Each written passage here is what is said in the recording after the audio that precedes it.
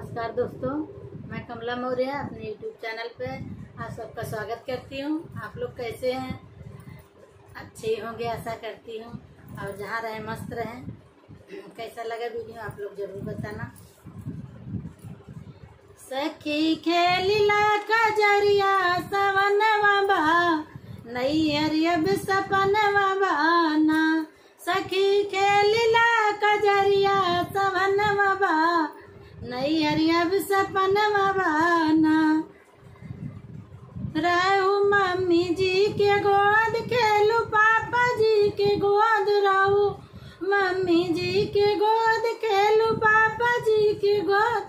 सखी ससुरे में सास जी के तनवा बा, नैयरियब सपनवा बाना। सखी ससुरे में सास जी के तनवा बा, नैयरियब सपन बाना।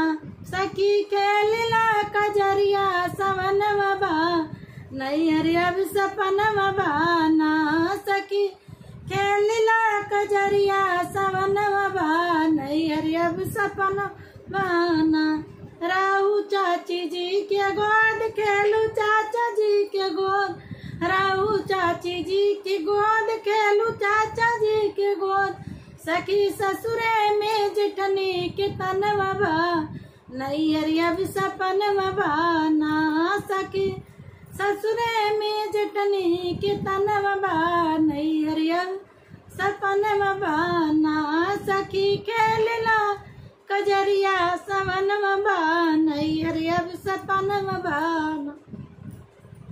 राहु भाभी जी के साथ, राहु भैया जी के साथ, राहु भाभी जी के साथ, राहु भैया जी के साथ।